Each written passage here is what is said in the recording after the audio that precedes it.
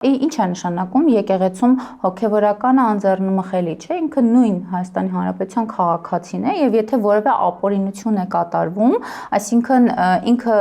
պետք է նույն իրավապահների եւ մեր օրենքի առաջ հավասարենք բոլորս։ Պետք է պատասխան տանք մեր այդ ապօրինությունների համար։ Հիմա եթե որևէ բան է բացահայտվել կամ իրենք գնում են պատասխան տալու, դարձել է մի հատ մեծ համազգային շարժման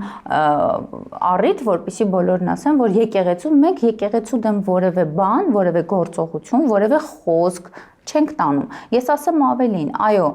այսօր եկեղեցին փոխարենը ավելի